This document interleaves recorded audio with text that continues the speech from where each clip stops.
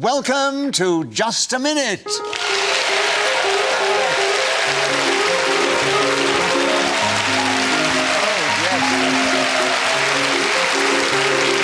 Hello, my name is Nicholas Parsons, and as the minute waltz fades away, it's my great pleasure to welcome you to this special edition of Just a Minute from BBC Television Centre. We found our way onto your television screens to celebrate the 45th year of radio triumph. So without further ado, please welcome to the show the four talented, exceptional performers who this day are going to play Just a Minute. And they are seated on my right, Paul Merton and Liza Tarbuck, and seated on my left, Jupp and Gyles Brandreth. Please welcome all four of them.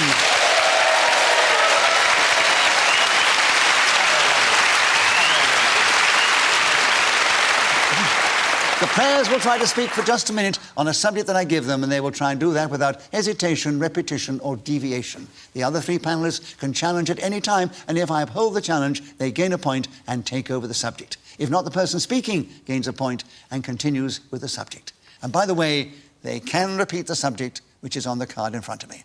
Paul, the subject here is double acts. I know you love the music hall and everything about that, but can you tell us something about that subject in this game? 60 seconds as usual, starting now. I think one of my proudest nights in show business occurred here at the Television Centre perhaps 2 years ago, when I was very lucky to present a programme about Morecambe and Wise, who are undoubtedly for many of us the greatest double act that ever lived. And the audience's appreciation of Eric and Ernie that night was phenomenal. As I said the goodbyes at the end of the show, they rose as one and clapped and applauded, and the warmth of that particular noise they were making was clearly not for me, but it was for the two M&W people I mentioned earlier. They were... Gyles is challenged. A repetition of two. Yes, there's two there, you know.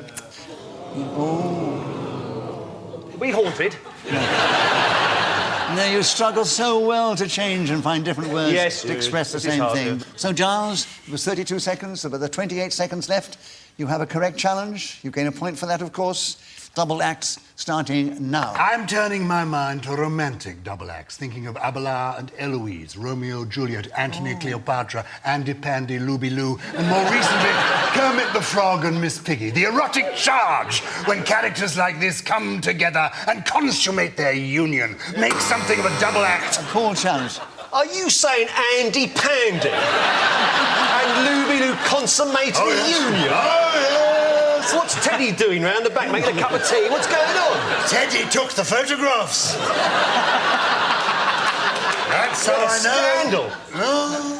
I think in the literal interpretation of the words he was using, you are perfectly correct, Paul. Yes. So, a correct challenge, and you have 12 seconds still on double acts starting now. David Cameron and the leader of the Liberal Party, whose name nobody can remember, are currently forming a double act which is known as the Coalition, which is running this country even as I speak. Would it be possible for us to look at past... I didn't know what I was going to say after that. So that whistle tells us that 60 seconds have elapsed, and whoever's speaking then gains that extra point, and it was Paul Merton. So you won't be surprised to know that he's in the lead at the end of that round. Jupp, will you begin the next round? And the subject is Bowling a Maiden Over. 60 seconds as usual, starting now. Bowling a maiden over is a specific cricket term which does not apply to the act of throwing a ball so that it actually fells a lady, nor does it refer to the idea of actually delivering a lady. Gyles challenge. Repetition of actually. Actually, yes. Oh, harsh challenge. Well, little ungentlemanly, I thought, Gyles. I agree. I would say, Miles. Not quite cricket. Giles, the correct challenge. How many seconds did I manage? Just out of You had just out of my 11? 11 seconds? 11, that is... Well, that's a cricketing number. I'm happy with that. Yes, Yeah. that's right. But Giles, you've got 49 seconds on Bowling a Maiden Over, starting now. When I was a member of the House of Commons cricket team, Anne Widdecombe, that interesting cross between Danny DeVito and Margaret Rutherford, was our wicket-keeper. And I'm proud to say that I actually successfully bowled this maiden over. She fell splat, and that wonderful, amusing, slightly lopsided bosom of ours lay upon the ground, and my ball landed right between the crevice. It was an exciting moment for both of us. Not since Anton had swept her off her feet, taken her over his shoulder out to the green room, had I had such an exciting moment with a beautiful lady as it was that particular day. Miles' challenge. Deviation, I think, because the No, idea... he didn't get that far. It crossed my mind, but I held back. I imagine it was very high on your to-do list, Gyles. No, when you say since Anton, of course, that is more recent than that Anton was sweeping her around than you, I believe, held a place in the House of Commons, which was when I was probably a teenager or younger.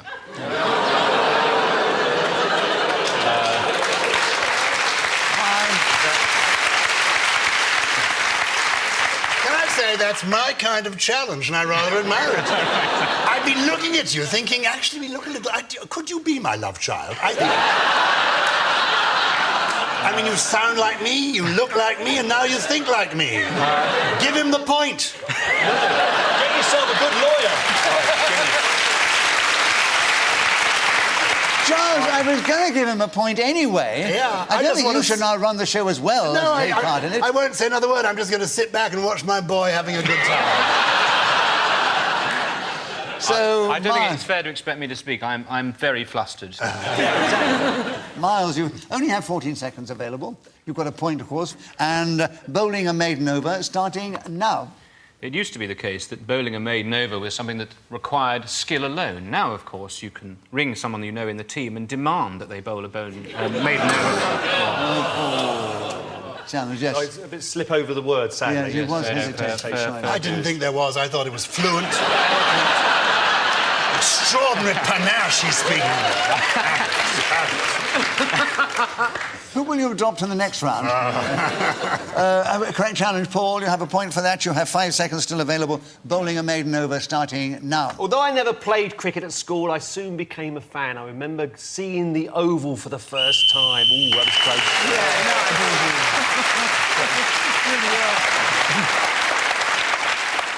Paul Merton was then speaking as a whistle when gained that extra point. And Lisa, we'd like you to begin the next round. OK. And this subject can be taken more than one way. I'm a bit nervous about it, actually. Cobblers. So will you talk on the subject of cobblers? 60 seconds starting now. There's nothing I like better than a man with a couple of skills. One of them I'm a fan of is, of course, cobbling. Up by me in the Arsenal area of London, and I did move there for the gag, there's a cobblers who provides me with such glorious services that he has my undying love forever. Last year, he lengthened the strap on my handbag and has made what was quite an unusual form of carrying stuff in, a papoose type thing, which, incidentally, I'd bought in Lisbon, just to be flash. He made that absolute... Oh, I said he made. Giles is challenged. Hesitation. Yeah, but that's only because you repeated something. Yeah, oh, darling, you shouldn't have let them know. I know, I shouldn't, but my mind went into some sort of 60s dream sequence. I know. And you carried us with you. Right, Giles, a correct challenge, so you have the subject of cobblers, 23 seconds, and starting now. As Miles could probably tell you, our family comes from Accrington in Lancashire, where in that part of the world we have... Miles, challenge. I have no connections to the north of England.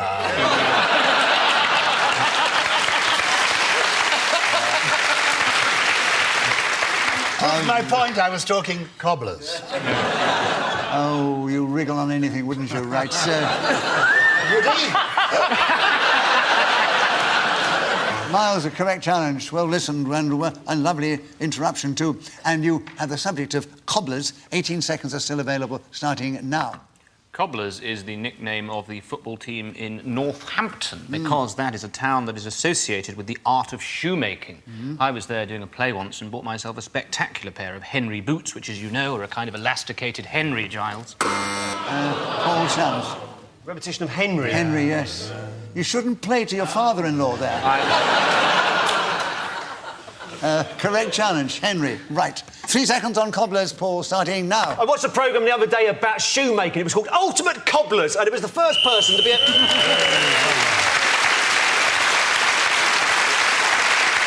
Paul Merton was then speaking as the whistle rang again. That extra point, he's now in the lead, a strong lead, just ahead of Gyles Brandreth and Jupp and Liza Tarbuck in that order. And Gyles, we're back with you to begin.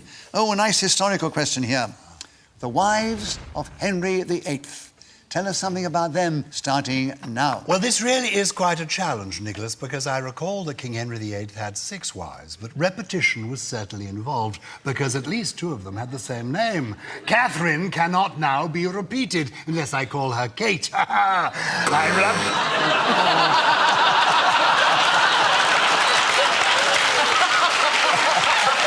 needn't look like that, Gyles. We all know the challenge.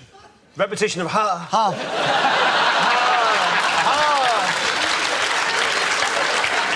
One was spelled H-U-H and the other U-H. Yeah. But I agree, I'd take out. I know, but it sounded exactly the same. If it was my boy who interrupted, then well done him. No, it wasn't. It was Paul Merton. Oh. Right. I'm afraid I've never been formally recognised by Gyles. You claim parentage to anybody to get a point. So, no. That's it. So, Paul, a correct challenge, and you have the Wives of Henry VIII. There are 45 seconds starting now.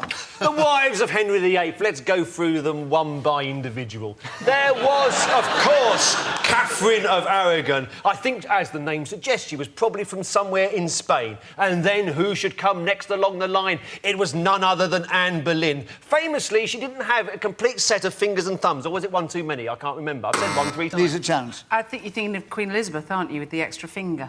Didn't Anne Boleyn have an extra finger? Anne Boleyn had an extra one. Yeah, she had an extra finger. Extra little finger. Yeah. Did she? Like Yeah. Jake the Peg? Yeah. Did she? Yeah. We wouldn't be talking about it otherwise. So have you got a challenge within the rules of just a minute? Well, I thought it was deviation, which in fact it is, strictly speaking. But It's a devious... I'll have to pass, won't I? You'll have to pass, darling. Yeah. Paul has another point, and he has 25 seconds to continue on the Wives of Henry VIII, starting now. I remember very well the television programme that was made in the early 1970s, perhaps with Keith Michelle as King Henry VIII. And what a magnificent performance it was. Each one of his wives throughout the entire 6 episodes had a programme devoted to themselves. I think we've already talked about the first 2, which gives me the opportunity to mention 3, 4, 5 and 6. And Lisa, you chant. Repetition of 6. Yes, you're right, yes. Absolutely. Well, listen, Lisa, and you've cleverly got in with 1 second to go. After I went through all that rubbish for no reason at all. You worked hard all the way through, and Lisa's got in 1 second. The Wives of Henry VIII, Lisa, starting now. At Hampton Court, the most...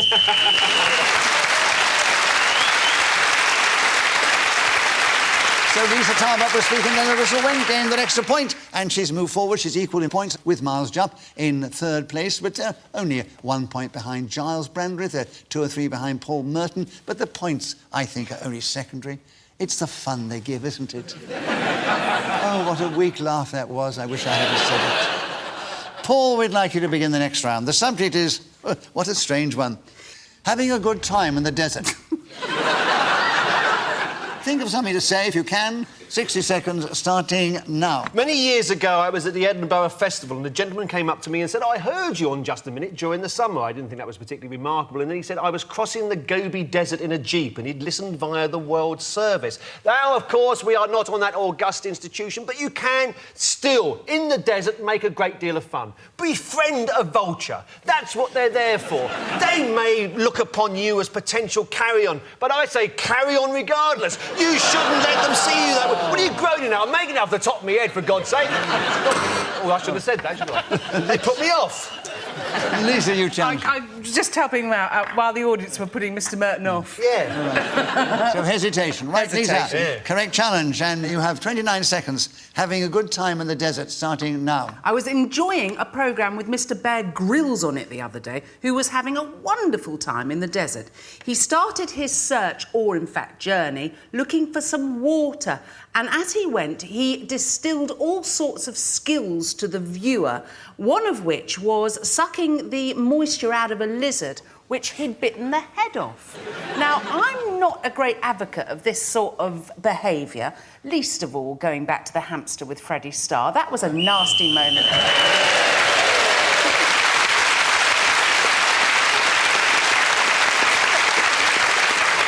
So, Liza Tarbuck was speaking then as the whistle went and gained that all-important extra point. And she has moved forward. Yes, she's now in second place behind Paul Merton. And who's going to be in the next round? Miles Jupp, it's your turn. Right. Good luck. Strangers on a Train. Tell us something about that subject, or that film, if you like. 60 seconds starting now. I consider anybody else who is travelling on the same train as me to be a stranger, even if they are a close friend or relative.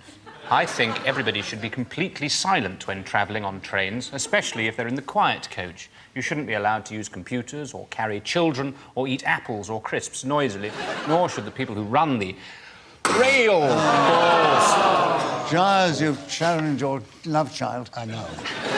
Because there was that hesitation. There was a hesitation. Giles, there's 40 seconds still available. Tell us something about Strangers on a Train starting now. This story is going to astound Miles because it is going to lead to his conception. The time was when I travelled on a train. You've been challenged. Paul, what is it? Repetition of going. Going, yes. Well, listen, Paul. Yeah. And you've got 35 seconds. You tell us something about Strangers on a Train, starting now. One of Alfred Hitchcock's greatest films, made in the early 1950s for the Warner Brothers Studios. It was based on the first novel by Patricia Highsmith, who went on to become a magnificent crime writer throughout the rest of her career. Strangers on a Train, black and white, monochrome, call it how you will. Its lack of colour did not...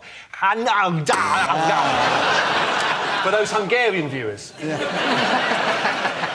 Giles, you challenged. Hesitation. Hesitation. Yeah. There are 17 seconds still available, Giles. It's Strangers on a Train, starting now. She sat down in front of me. She was indeed a stranger on this train, looking remarkably like the young Ingrid Bergman. That was not her name, though. Jupp turned out to be the surname that this woman had. Her hair flame red, her eyes the colour of beautiful azure pearls. And then I kissed her.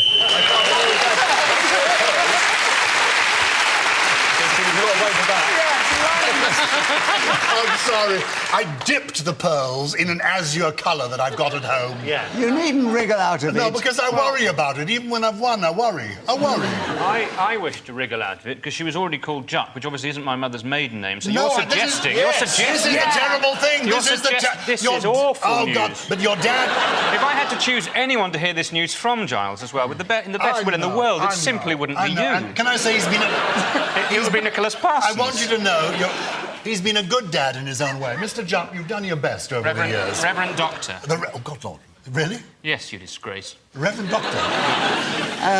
Right, so what's the situation now at the end of that round? Well, Paul Merton is still in the lead. He's 2 points ahead of Gyles Brandreth. Oh, no, it's Liza Tarbuck who's in second place. 1 point behind Paul. And Gyles is 1 point behind Liza. And Miles Jupp's bringing up a magnificent rear. I'm sorry, I could have said that better, couldn't I? Right, let's get on with the show. Gyles Brandreth, it's your turn to begin. Oh, Lord. And the subject is... Oh, we're going to get something here. My Holiday Romance.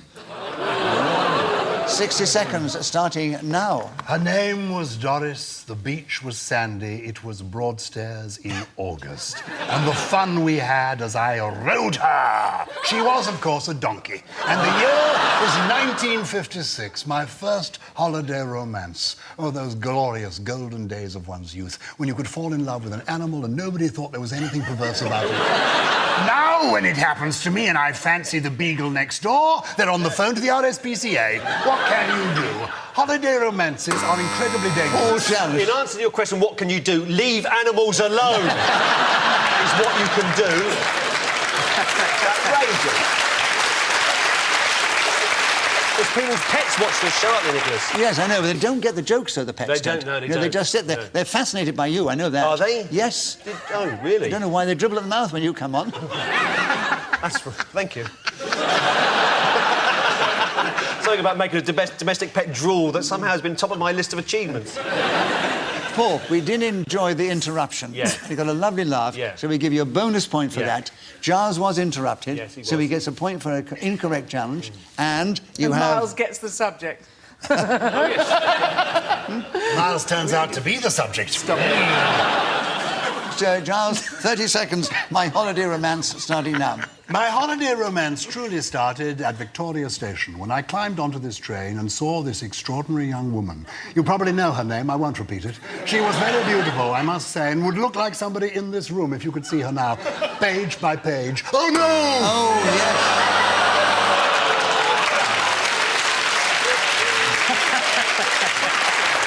You see how easy it is to trip up in this game. So, Paul, you challenge first. Repetition of page. Yes. Yes. So, Paul, you've got 15 seconds. Tell us something about my holiday romance starting now. Holiday romance, there I was on one of the Greek islands. I looked up and across the horizon I saw a figure coming towards me. She was beautiful, long golden hair, magnificent arms, a great big... How long have we got? I think he's going out with the orangutan I had the dance with. These long golden arms. Yeah. What's going on here? But Miles, I think it was your buzzer that went first. Was it? Yes, it was. Oh, yeah, I pressed it for you, boy. Oh, did you? Right, yeah, OK. So, you've I'll got in take that. with half a second to go. Yeah. And it's my holiday romance starting now. I, too, was on a Greek island because I was on Cods. Bit of word.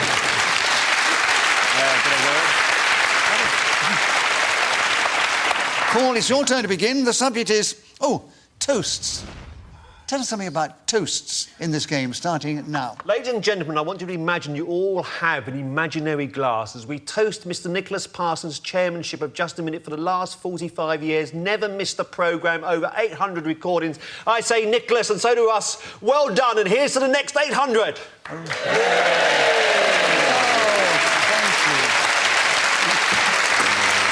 Which is also a clever way of extending the time of the minute. Giles challenged you, actually. Only a repetition of Nicholas.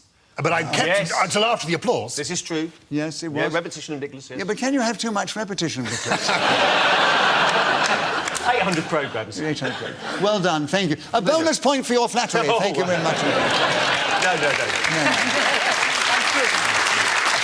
Giles, a correct challenge, and you have 39 seconds. Tell us something about toasts in this game, starting now. Your Majesty, Royal Highness, my lords, ladies, gentlemen, this evening I am honoured to propose the toast of fatherhood. What an extraordinary, proud thing it is to be a papa, and to be confronted for the... That's not a repetition of pa, is it? No, it's all one word. Papa. Papa is one word. Oh, it's one word, is it? Yes, it is. So it's nice to hear from me, wasn't it?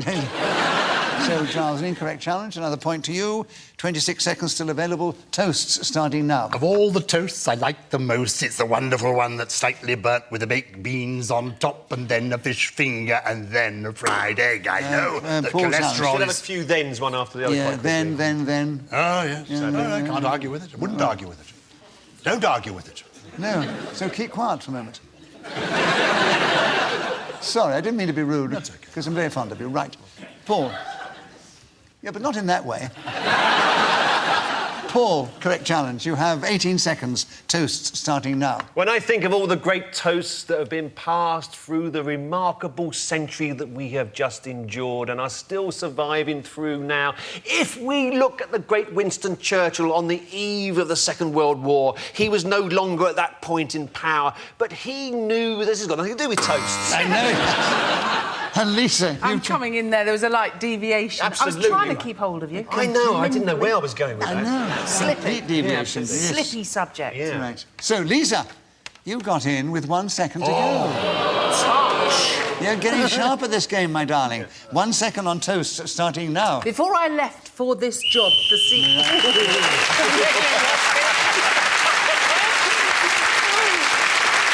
So Lisa Tarbuck was speaking as a whistle when gained that extra point. She's moved forward. She's equal with Giles in second place. They're both trailing Paul by 3 points, and Miles Jupp is... Oh. Who's for tea? That little tinkle tells us that we're into the last round. You couldn't care less, could you? But Miles, it's your turn to begin. Right. Oh, what I keep in my pocket. 60 seconds, starting now. What I keep in my pocket completely depends on which day of the week it is. On Mondays, I have things that are to do with food, such as eggs, ham, cheese, pizza, game, pate, beef. Gyles, you've challenged. These pockets are just so huge that we've now got to the stage of deviation. When he got to the game, I really thought... I mean, you know, I've met him on a Monday, and I tell you, he's not wearing that anyway, so it's deviation. How do we know that he hasn't got these huge pockets Yeah. that he puts lots and lots of food into? Yeah, gamekeeper's Because pockets. Can I... Yeah. Very good. What do you think they wear? I'm going to give you the benefit of the doubt. Quite right. And say that you still have the subject, and there are 45 seconds available. What I keep in my pocket starting now. Tuesday is DIY day, pocket-wise. Hammers, tongs, tape measures, nails. Slight hesitation. Slight hesitation. You couldn't keep it up, could No, you? I- Right. Bless you for saying. No. Listing sounds so easy in this game, but I assure you, it's very difficult. Go home and try it. Yeah. Don't do it now, because it's a waste of time. We want you to concentrate yourself. It was a great challenge, Paul. What I keep in my pocket, 39 seconds, starting now. What I keep in my pocket, I have apricots, bananas, cart horses, dirty, evil... Oh, I can't say that. I have other... Yes, Miles. That was a hesitation. Absolutely. You only hesitate. Well, a As a cart result horse of in good your- manners, I have to say. A cart horse in your pocket? Well, it could have been a keyring cart horse, couldn't it? Yeah. No, he couldn't. I've got very big pockets and very small cart horses. Miles, a correct challenge. You have 31 seconds still about what I keep in my pocket, starting now. Wednesday in my pockets. I keep flags of all nations. English, Scottish, Welsh, Portuguese, Irish, Dutch, French, German, Czech Republican, Slovakian, Cornish. Oh, Paul challenge. Well, there's a bit of a hesitation. There was a bit of No, hesitation. indeed. Yes. Listing is great fun, but They're it's very ganging up on you. No, I appreciate Put it. off. I'm simply having a go. You did very well. You kept going for a good 15 seconds on that list. You should have changed from the list to something else. But, Paul, you've got in with 14 seconds to go on what I keep in my pocket, starting now. What I keep in my pocket is a souvenir from my days as a child. It is a simple toy. It's a yo ditto. And what it is one of those things that goes up and down like that on a piece of string. And it was given to me on the occasion of my 7th birthday. Yo ditto.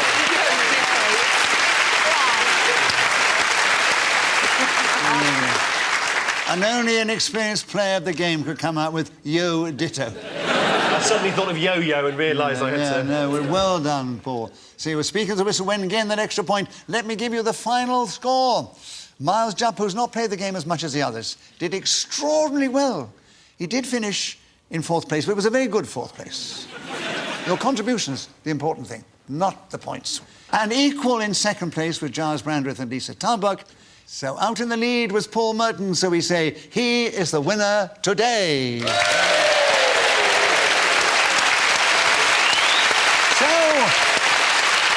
it really brings me to say thank you to these 4 fine players of the game. So it's goodbye from this delightful audience here at the Television Centre. It's goodbye from me, Nicholas Parsons. Do join us again the next time we take to your screens and we play Just a Minute!